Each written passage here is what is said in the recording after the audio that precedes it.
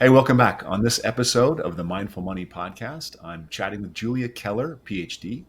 Julia's a Pulitzer Prize-winning journalist, novelist, and teacher. She has a PhD in English literature from Ohio State University and has taught at Princeton, the University of Chicago, and the University of Notre Dame. She was the chief book critic and staff writer at the Chicago Tribune for many years before she stopped journalism and started to write books. She was born and raised in West Virginia, currently resides in Ohio. She's written an award-winning 8-volume mystery series that begins with A Killing in the Hills.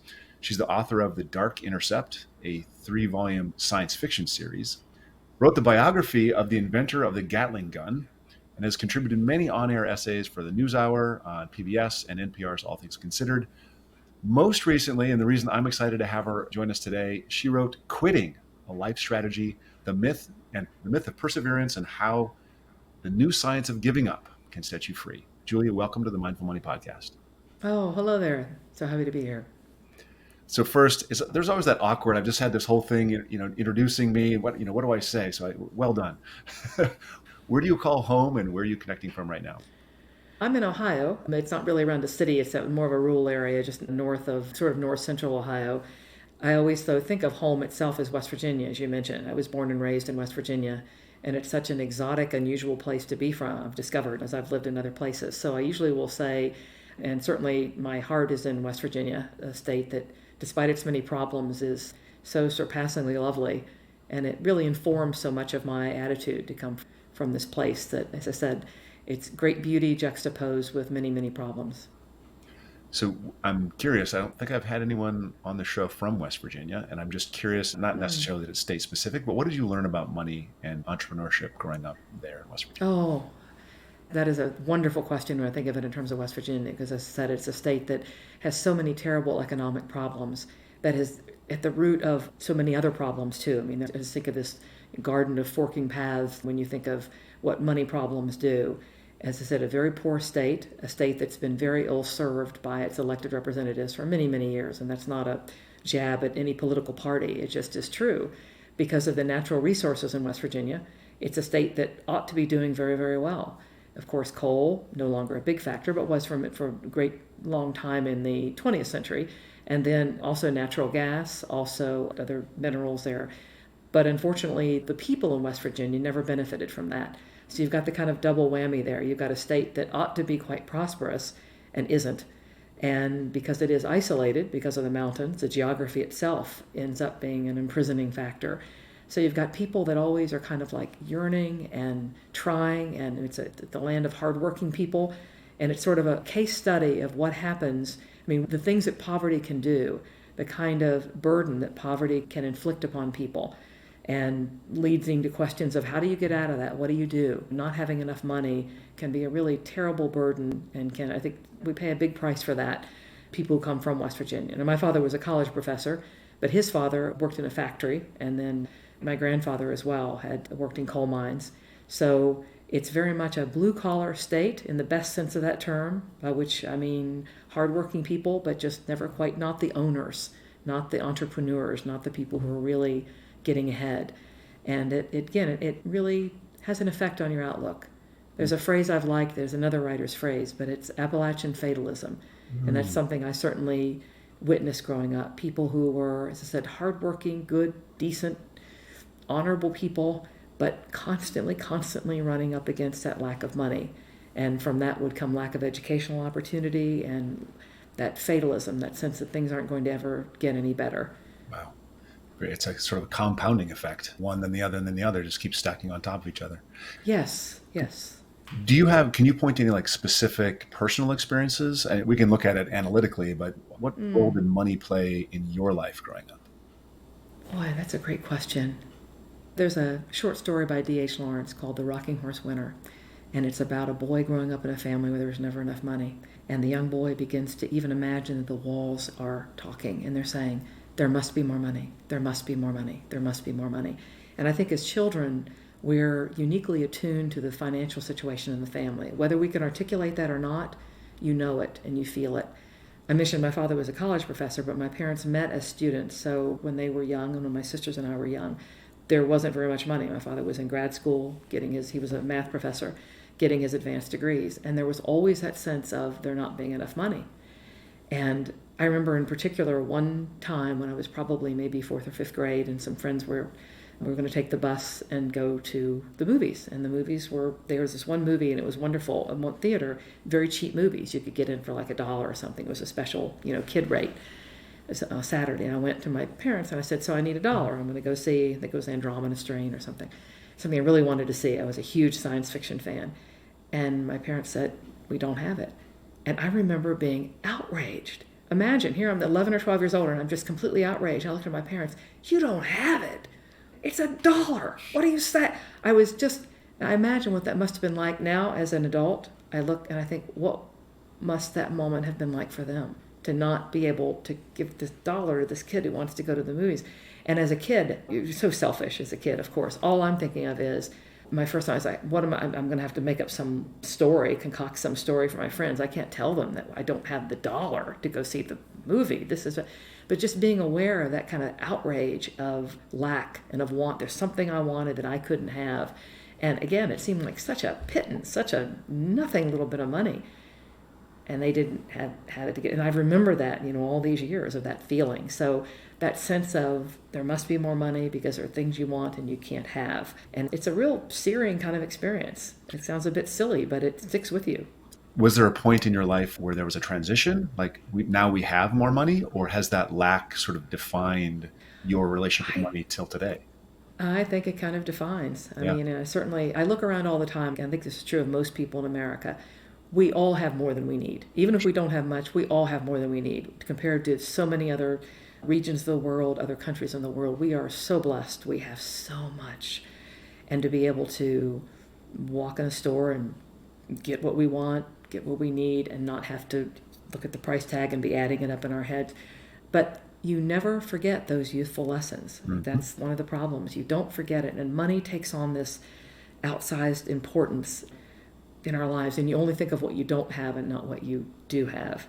And it's very difficult. I think, speaking to what you're able to do with your podcast, is we're not really taught in really effective ways of how to think about money, how to deal with money. We can all add up a column of figures, but when it comes to the kind of cultural meaning of money and the cultural meaning of things and delayed gratification and some of these issues, we're not really taught how to deal with that. And so it does stick with you for a lifetime, I think. Yeah, I learned that lesson as a kid. I can't shake. I'm ridiculously well off compared to what I was as a kid, and I can't shake that feeling of lack. It's just always there in the background. It is. It's that hum. It's that there must be more money, and the very walls speaking. Yep. Yes. Yep. I want to get into quitting, the life strategy, but just before we dig in there, I want to make sure we have our definitions kind of right.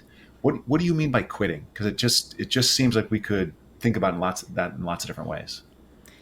It's a word that really troubles people. I was being interviewed a few months ago, and this one gentleman, he was just outraged by the word. It was a word itself. He said, that word quitting, what you're talking about, because in the book, as you know, I mention a pause and a pivot, and I talk of choosing another path and all this. And he said, that's fine, but it's that word quitting. And of course, that's what I try to interrogate in the book. By quitting, what I mean is stopping one behavior or one direction for another. Simply that. Pausing, maybe between, and deciding to go down another path.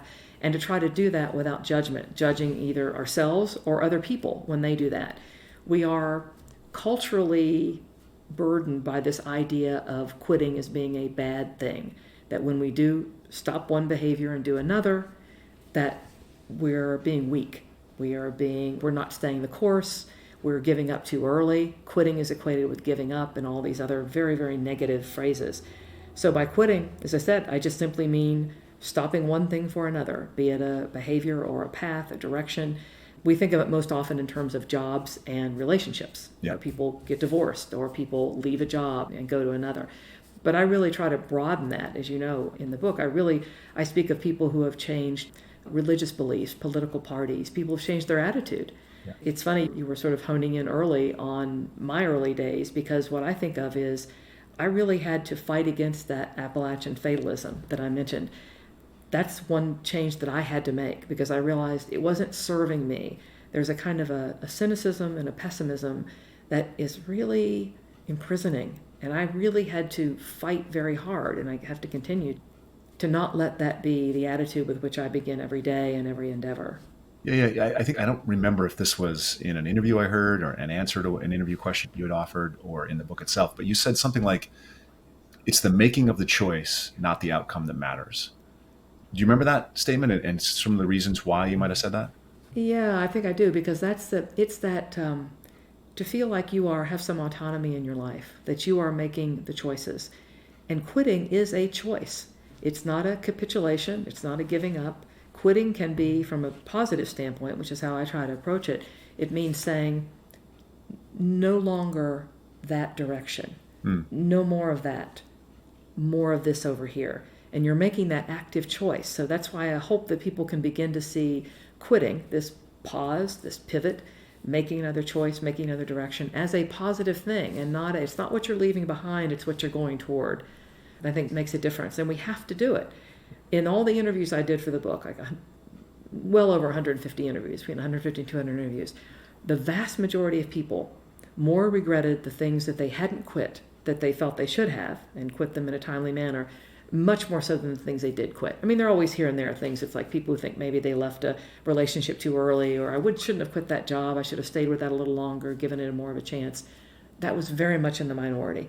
The vast, vast majority of people said, I wish I had left earlier. I wish I'd made that change earlier. I wish I had found the courage to make that choice and go in another direction. Because I think, that we all know in our own hearts and minds when it is time to make that change.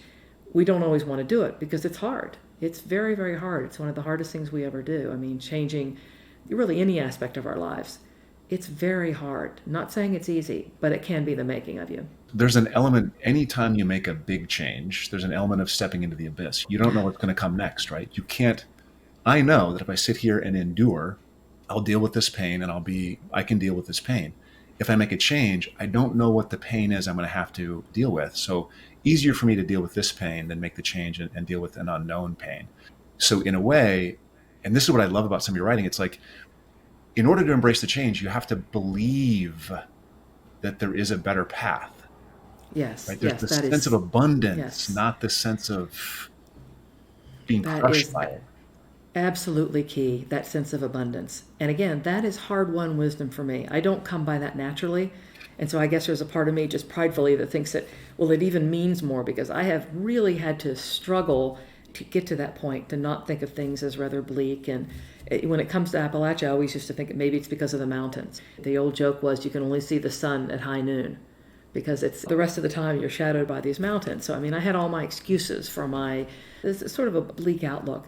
To fight your way forward and to say, and to believe in an abundance, just as you're saying. I mean, I think that's absolutely key. That's really the takeaway from the book. I hope that what people get from it, that there is always that new dawn, that next step, next thing that's going to come along, good or bad, but it is your choice and you've done it. And you have to believe in the abundance in order to do it. I mean, no completely cynical person would change because better the devil you know than the devil you don't. And Right.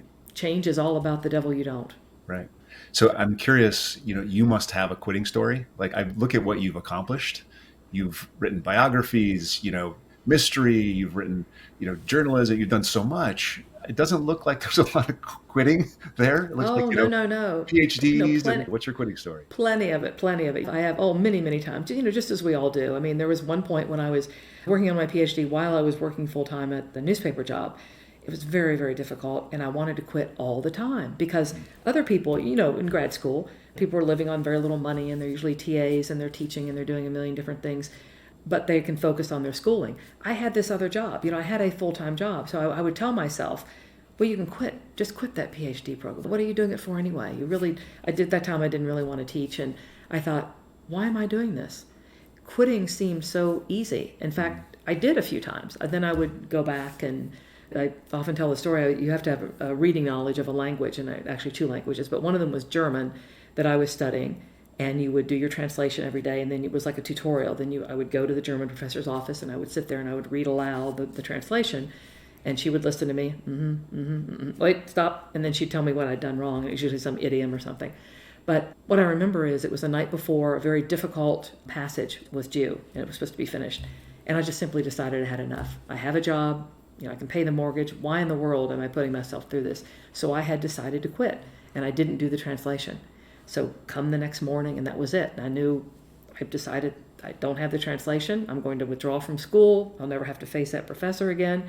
So the phone rings, and it's the professor. She had never called me at home. We didn't really have that kind of level of relationship. And she said, "Oh, I'm glad I was able to find you. I had to go through the student directory to find you, but I've had an emergency out of town, so we won't be able to meet today. So we'll just meet next week, and you can do your translation then." And I thought, is this a sign from the heavens? Does this mean I'm supposed to continue? I don't know if it was a sign from the heavens, but that extra week was what I needed to stick with it. But no, I quit all the time. I quit things all the time, and I regret it occasionally, but mostly, again, it's quitting those things that we should have quit earlier. I wish I had left daily newspaper work a little earlier than I did. I think I stuck with that because I really did enjoy it, and I really loved my colleagues and being there. There's nothing like a newsroom. It's this assemblage of very bright, motivated, kind of irascible, sometimes very difficult to get along with people, but it's glorious because you've got constant things coming at you all the time, and it's wonderful. So I think I stayed probably a little too long because what I really wanted to do, as I mentioned, was write books. But I just really did enjoy that environment, but I probably should have left a little earlier. But you look back upon that and make those decisions. But no, we all do. Everybody does. I'm always attuned to when I'm reading biographies of people, what they quit, when they should have. I don't know if you watch Real Sports with Bryant Gumbel. It's a series I really like on HBO Max. But they tell the story of Danny Hurley, who was Bobby Hurley, the great Duke player, and then later a professional basketball player. His older brother was also a great basketball player in high school. He gets to college, I believe he went to Seton Hall, and he just wasn't very good. Now, the story should be, but he worked really hard, and no, he couldn't take it. People kept comparing him to his brother, and so he quit. Left school, withdrew from school, quit the basketball team, just drove all night to get home, and it said the story ought to be how terrible that was to quit. Actually, he discovered what he really liked to do was to coach. And of course, last year, his team won the national championship. Had he stayed the course, had he not quit, had he listened to that siren song of our culture which says, don't quit, don't give in, you've got to be gritty, you've got to be tough, you've got to be stalwart, hang in there. Had he done that, he would have been a very miserable, depressed person by his own accounting. He needed to quit to go to where he really needed to be, but it was a very, very hard thing to do, and particularly to get over the self-loathing that always occurs in the wake of quitting because of this negative view we have of it. So it'll take me a second to get to this, but so you've referenced in the book, and you just referenced the story of successful quitting, like someone who can look back and say, I quit, I had this great outcome. But one assumes that there are lots of stories about unsuccessful quitting. I could tell you some of my own. There's lots of stories about successful perseverance. So how did you note from your own quitting or from cultural quitting or the anti-quitting mentalities, how did you say, you know what, we got a problem with an overemphasis on perseverance and grit? Because I look back on my own life and I've quit some and I've not quit some, and I'm successful. I don't know if I can tie that success to the quitting or the not quitting. So how did you say, yeah, we have too much perseverance. We need to actually honor some quitting? What sort of motivated me toward writing this book was a very successful book called Grit by Angela Duckworth. She is a absolutely terrific person. Yes, love hearing her interviewed. I really disliked the book. And I started thinking, why is this book bothering me so much? And if you remember in the very first chapter, she talks about a class at West Point. And there were a number of young men, 4 or 5 young men, who didn't make it, who quit, who withdrew. And she says that's when it began to occur to her that it was these personal qualities of grit and perseverance. I thought to myself, whoa. Maybe they didn't want a career in the Army. Maybe they made another decision. Why do we assume that this was a bad, negative thing? And the whole book is predicated on that. Again, I should say, she's a world-renowned researcher, wonderful person by all accounts. But I think she's dead wrong on the idea of grit as being this quality without which we can't be successful people. You were asking about how do you know which it is? How do you know whether this is good quitting or bad quitting, or what I sometimes call it precision quitting, which is using quitting in a very, very calculated, premeditated way to get to where you want to go. And again, I would answer that's each individual's burden and challenge, is to figure out whether it is good quitting or bad quitting. Certainly there's bad quitting. Absolutely. There are things we shouldn't. One of the chapters, as you know, I talk about when kids will come to a parent or a teacher and say, I can't take it. I want to quit the soccer team. I want to quit the chess club. I can't take the AP math. It's just driving me crazy. How do you know when to say, You're right. I've seen your personality change. It's affecting your health. It's affecting your mental health and your physical health. You do need to make a change here. Or to say, no, I think you need to stick with this.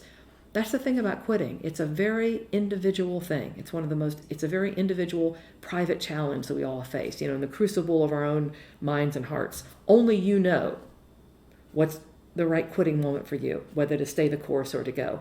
Only I knew those times, when the German professor canceled on me and I got an extra week, it's like, okay, I think I do want to pursue this doctoral degree. I don't want to give up. That was up to me. For someone else, it would have been another decision. What I object to is this kind of all or nothing approach, that quitting is always bad.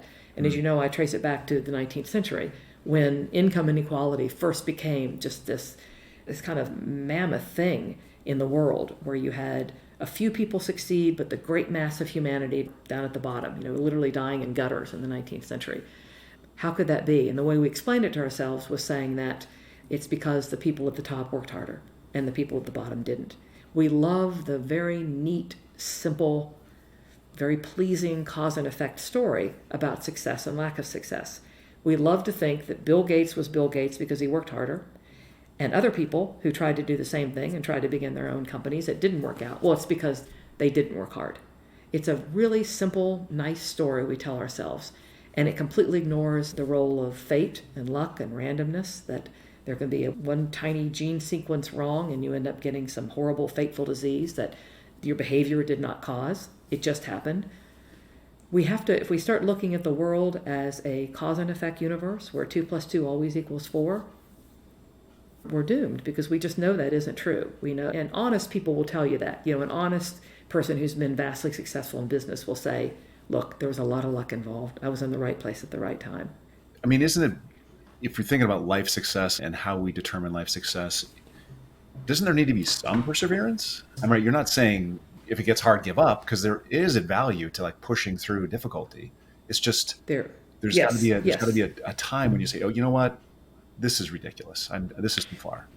Yeah, no, absolutely. That's part of that nuance I mentioned. It's a thing of great nuance, and it's not an all or nothing either way. Of course, perseverance does, things are hard. It's hard to learn a new skill. It's hard to learn a new language. It's hard to run a business. It's hard to do all those things. And because something is hard, that doesn't mean quit when it gets hard. But it means to also, though, not to stay the course just to stay the course because you're afraid of the name calling that's sometimes associated when people make another decision. We tend to do that terribly. We're very judgmental about other people in times when they make other decisions. And I mentioned like parents and children. It's so hard for parents to know. To my great surprise, though, and I really did try to be honest about this and let the interviews lead me.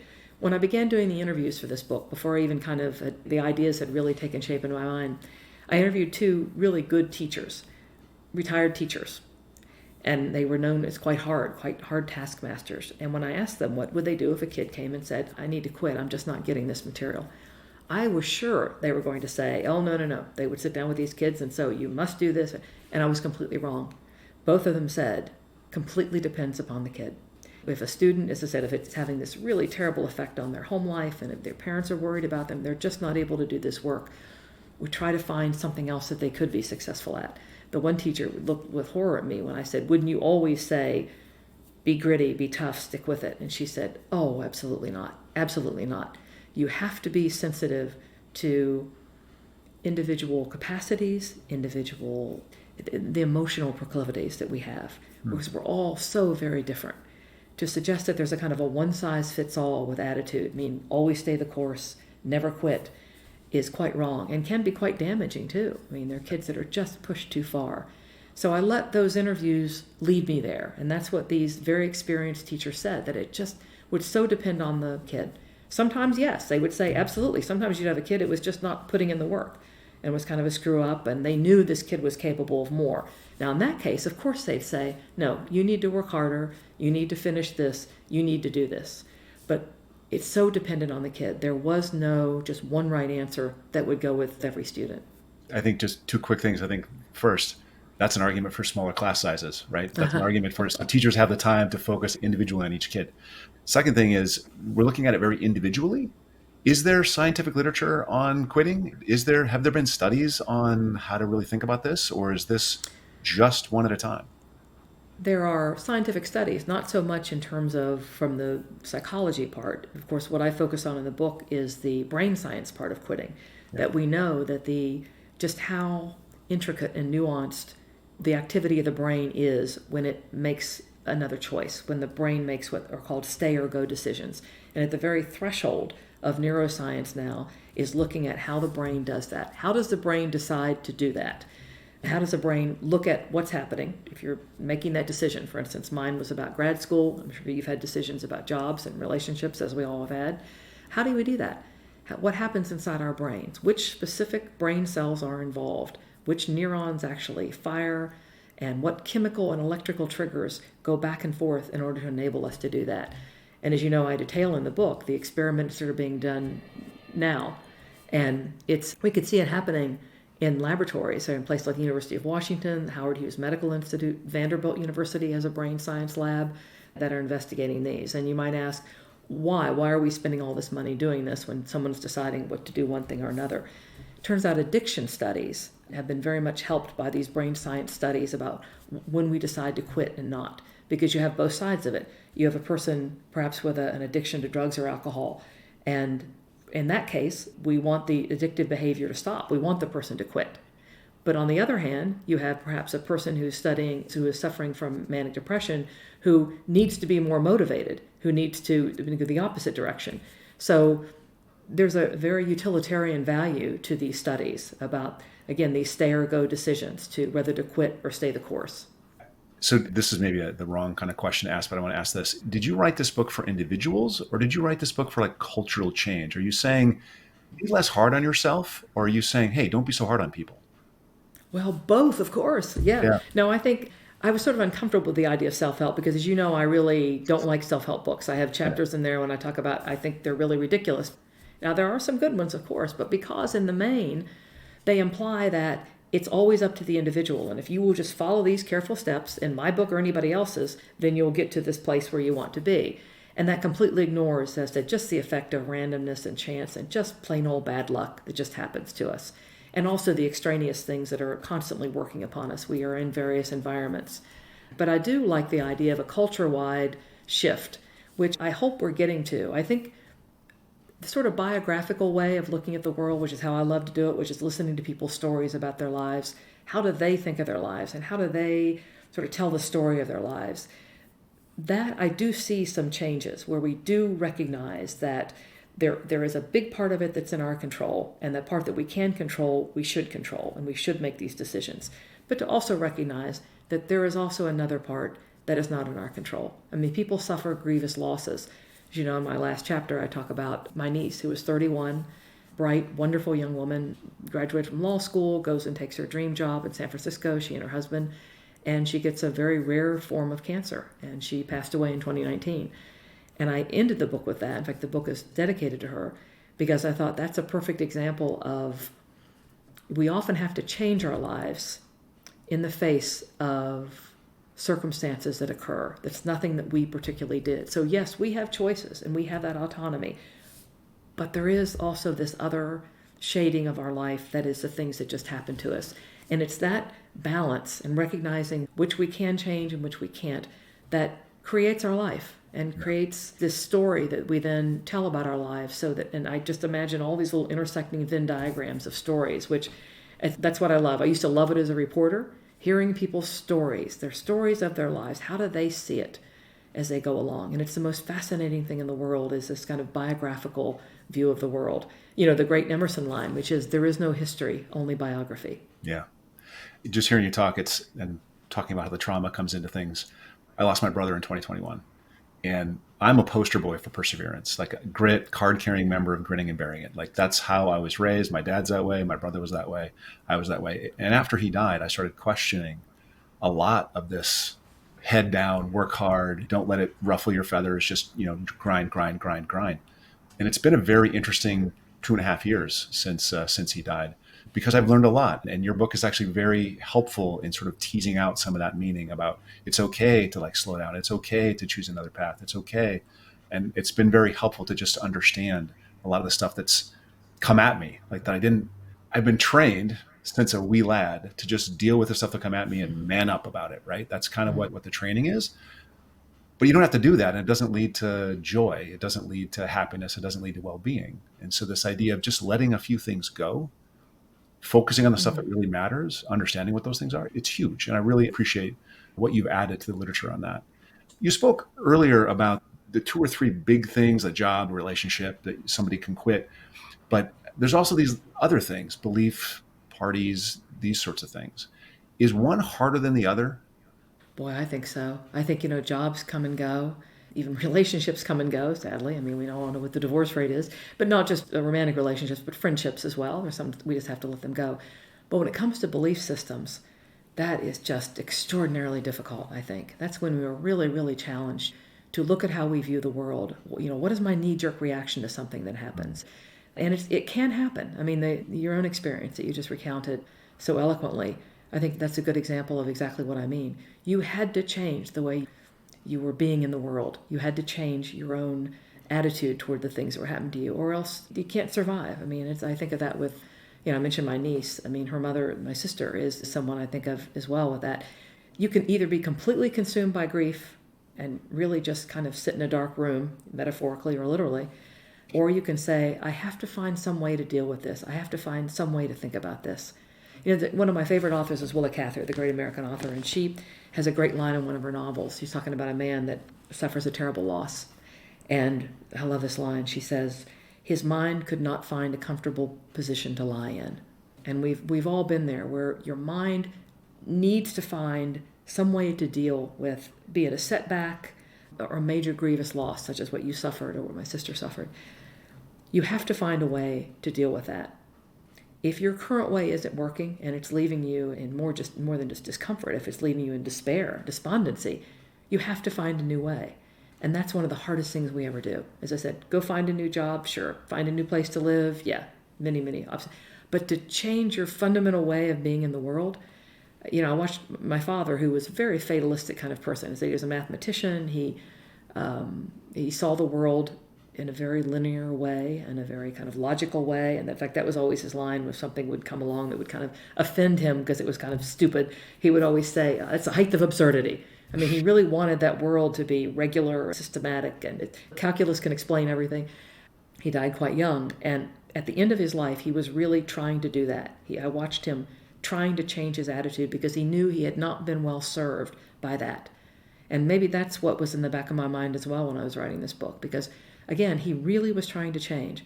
And anyone who's trying to change, to me, gets all the credit in the world. Whether or not you ever get there, I mean, that's another issue. All of our lives are often in sooner than we would like, and we're not always in charge of that, of when the end's going to come. But during the time that we're here, we keep at it. The proverb that I use in the book, which is, no matter how far you've gone down the wrong road, turn back. That's really the prevailing wisdom, I hope, that people take from it, and from this conversation as well, that it's the hardest thing in the world, but it's also the most necessary thing in the world, to change that attitude. I mean, yours was forced upon you, the attitude change, by something you never thought you would have to go through, and that was the hardest thing you will ever have to go through. I'm in awe. I used to, as a reporter, I would talk to people who had been through just incredibly difficult circumstances, grievous losses, and I always would go in just when kind of a wonder and a mystery and just think to myself, how are they even surviving? How are they taking their next breath? How do they get dressed every morning? And how do they get up and walk across the floor? And how do you even do that when you have suffered this terrible, terrible loss? For sure. And often it's with that change in mindset and belief system. This is a horrible oversimplification, but it sounds, I hear a lot of, hey, just stop shoulding on yourself. Just stop shoulding. Stop shoulding. I mean, is that a good summary of stop shoulding? Yes. The first time I heard that phrase was a couple of years ago, and it took me a minute, and I think at first I kind of laughed a little bit because I think it's just so right. It's so simple, but it's also so right. And it's so true. And we do that to ourselves, most of all, probably and most egregiously, but we also do it to other people. I catch myself being that way too, being so judgmental of other people. I don't know what it is about being judgmental, but it's so tempting and so easy, and we fall into it so easily. I mean, I'll even be reading about, political figures or public figures in the world who I don't know, but I'm so judgmental. First thing I do is go right to that, well, if they had just tried a little harder with that, then they would have. It's so easy to look at other people's lives and to make those judgments. So what I'm hoping for is a kind of a generosity of spirit toward other people and then toward ourselves. And it's hard. It's not easy. I mean, the platitudes come easily about it. We can all say the words, but to actually believe it and to manifest it, and we know when we're being honest about that and when we're not. When we sort of smile and utter an aphorism to somebody, a cheerful aphorism, when really we're thinking, ugh, But it's the hardest thing in the world to really do it and to really believe it. Yeah. I ask every guest to simplify things for us. And so let's say you just ran into somebody that was struggling with a major life quit or not quit decision. Maybe they're simply worried about the judgment that comes after the decision, if you make the wrong one. There's a wrong one. What is one thing that he or she should focus on that would help them make a better decision? And then one thing that they might be carrying in that they don't need to think about, something that maybe the culture tells us to think about, but man, just let that go. One thing to do, one thing not to do. One thing I always do, and again, I mentioned that kind of biographical imperative. That's what I love. I mean, my dissertation was on literary biography, and I love the whole biographical form. How do the great obituary writer for The Economist magazine, Anne Rowe, also has written great biographies of Shelley and Pontius Pilate, and she calls it catching lives. How do we catch other lives? And the reason I bring it up with your question is, to me, it's all about the biography, thinking about how other people have dealt with this. And I mean even famous people. I mean even Abraham Lincoln and other people we might admire, Martin Luther King Jr., or whoever you admire. How did those people deal with pivotal moments in their lives? Great sports figures, what did they do? How did they handle this? To me, that emulating lives of, I don't mean great lives, of great people don't have to be saints for their lives to have portions of which are worthy of emulation. But it's that notion of other people have been through this too, and they've done it too. So the kind of biographical imperative is what has always helped me in times of really looking at people who have changed what they've done.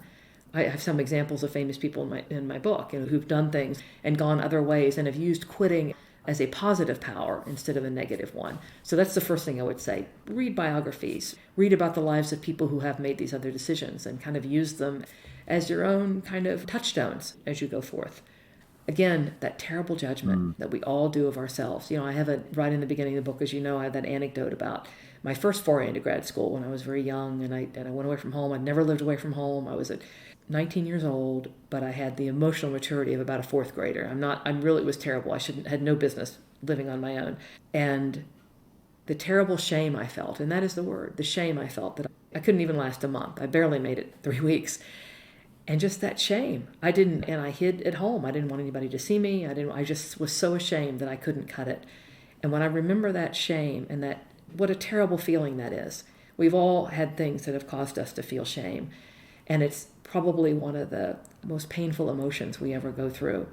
And that was the thing I would say, if you can possibly get past that and to dovetail with the reading the biographies, to realize that other people have gone through this, have been through that moment. That's about the best I can suggest, to try to leave it aside and set aside the shame, because it is such a terribly poisonous kind of feeling, the shame. I just listened to you talk and reading the book, and I'm really worried that humanities is so much in decline. Like, we focus so much on STEM. You're saying read biographies. I don't think people read people don't read at all, much less biography. Yeah, no, you're right. How do we, support that, to continuation of that in the world? Like, I read philosophy, I read comparative religion, I read psychology constantly. No one else does that. And they're always so impressed, like the words I come up with. I'm like, no, just read. It's not hard. Right. It's funny. I'd not thought of it until just that moment from your question. But the kinds of biographies I often enjoy aren't just of literary figures or political figures but of people who have been pioneers in what we now know as STEM.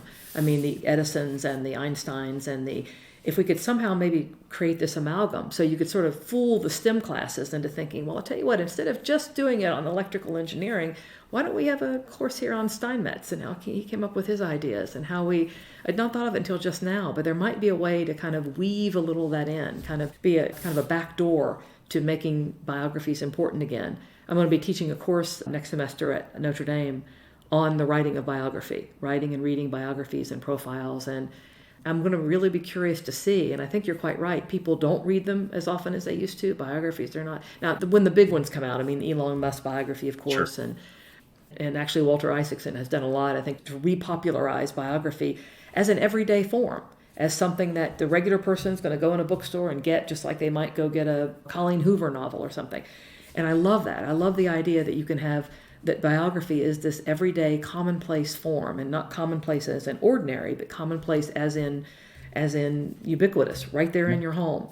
So that's why I like your question very much. I mean, how can we do that? I mean, I am certainly sympathetic to the argument that we do need things. We do need education about how things work and how they do, and we know it's going to be a difficult road ahead as we face challenges and things like AI. How do we keep the humanities important when basically all of our jobs are going to be taken 10 years from now? It's not going to be you talking to me, and it's not going to be me sitting here. It's going to be, two artificial intelligence robots going back and forth.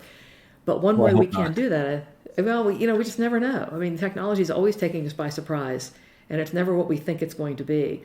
But I do really think that maybe this idea of weaving the two together might be a way to do that. I mean, some of the great biographies have been of how did people get these ideas. I was just rereading James Gleick's biography of Isaac Newton, and I remember I read it. It's very short. Read it a couple of years ago, and I was kind of lukewarm. I'm reading it now, and I'm thinking, this is amazing. I'm ready to read it now. I know a little bit more about what Newton was able to do. And I love, often you'll hear it said that the Einstein's universe and the quantum universe completely upended Newton, made Newton irrelevant. And his point is, no, not at all. It actually buttressed Newton's view of the universe. It built onto it. And I thought, what an exhilarating concept that is. And imagine being in a physics class where you're studying Newton's laws, and then you're studying what is quantum mechanics and use the biographies, that those would be the textbooks for the class. So you have started me off in an entirely new direction here. I think that would be quite plausible. I think you could actually do that. I think it's almost necessary. We need to get a little bit more humanities into the STEM people. It's not all about numbers. It can't be.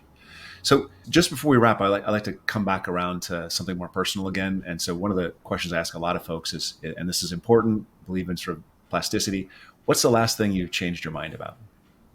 It's going to sound kind of trivial, but it's really not. Here in Ohio, Ohio State is the main university, and we just played a football game with our chief rival, University of Michigan, whom we all despise here. I've always thought of sports as being kind of a positive thing. I mean, I love it. I love watching it. I love playing sports. I love everything about it. And for the first time, there was such devastation when watching Ohio State lose this game. And again, this is going to sound trivial, but it really ended up being a very profound change for me to think that maybe the kind of passion that's engendered by close identification with a sports team maybe isn't all that great. I should be more eloquent about that, but it really did. I can remember when the game was over and we had lost, and your team loses all the time. That's not a big deal.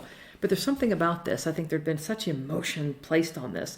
And I was sitting there, and for the first time, I'm thinking, maybe this isn't the proper way. Maybe I need to not have, not just me, but I mean, even the people around me. There was complete silence. There wasn't any, usually there's a little profanity and someone throws something at the TV screen or something when your team loses.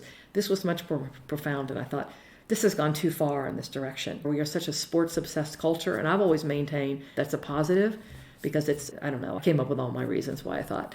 And now I'm thinking, maybe I was wrong. So that's not as a profound a one as I would like to come up with, but that's the most recent one because it's just been on my mind. I just had coffee with a friend this morning, and that's what we were sitting there talking about. Because why the devastation? It's a game, people. Yeah. I don't think that's trivial at all, actually. I think that's a deep insight into self, into culture. I think a deep insight.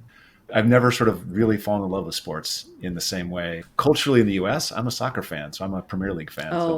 But I do have my team, and they did just fall off the top of the table, so I do understand how devastating that can be. But so are you a Man City fan, or who? No, my son's a Man City fan. I'm a Tottenham fan. Oh, okay. All right. Because I have one of my best friends has really been trying me Premier League, and I just got back from London, and I was buying, I bought a Man City t-shirt for my friend because they're really, and that's it. I think soccer, or football, of course, as they would say, I can see that it's very different than our football, and I can certainly see the appeal, and I may be getting there myself because I'm just, the football, so many issues too with injuries. And I think the issue brought up, though, exists probably even more heavily in soccer, football than American football. Like the identification with the team and the discipline. It's huge in Europe. It's insane. Really? Okay. Yeah, I didn't know that. Yeah. So one last thing, and that's if you could get the truth about any single question about your life, about the future, what would be the question? I can't answer it, but what would be the question? Would this be, you mean like if I got to ask God or would have to be something that I might eventually find. Because I was just saying to a friend the other day, if I ever had an opportunity to ask God any question, this really has always been on my mind. Why is it that people who are decent, honorable people who work hard will fail, and people who are sort of selfish, and I don't like the word evil because I think it has people are not truly evil or not, but not good people, why then they will prosper? It's like, why did you construct the world that way? Why shouldn't it be a little more cause and effect in that way? That's the thing that has always sort of haunted me from the time I was a kid. It's like, but they're not a good person. Why did that person... I want the world to be constructed along simpler lines than what it is. And of course, it's very tangled and very convoluted. And motives are always mixed. There's no such thing as a pure motive. And it's just like, why did you make the world that way? I love C.S. Lewis is always saying, when people say, well, there can't be a God because why would there be evil and bad things in the world? And he would say, well, how do you know what's good or bad except that there is, obviously, this prevailing intelligence? Or otherwise, we wouldn't know, there would be no good or bad. There would be just what it is. There would be just the world and random molecules banging into each other. So I'm recalling my mom as a child, as a teenager, even in my 20s in grad school. My mom would always tell me, Jonathan, life's not fair. Simple. And why not? Life's not fair. I always want it to be fair. It's not. Yeah, right. We do. No one promised fairness. No one. Go read Job. It's like life is not fair. It's not supposed to be. Well, you're right, of course. Julia, thanks so much for coming on. All this stuff's going to be in the show notes. How can people connect with you? Where do they find you? JuliaKeller.net is a website. I get a lot of email through that, and I love that. I love hearing from people. Some people write to me and say, boy, you are all wet. This is the craziest thing I've ever heard. What's the matter with you? And then other people will be but I love it. I love getting reactions from people about the book. So that's why it is nice having a website for that reason. So yes, JuliaKeller.net. And as I said, I love hearing from people. Great. Thank you so much for coming on the show, Julia. I much appreciate it. Our listeners, I'm sure, are going to love this episode. Thank you so much.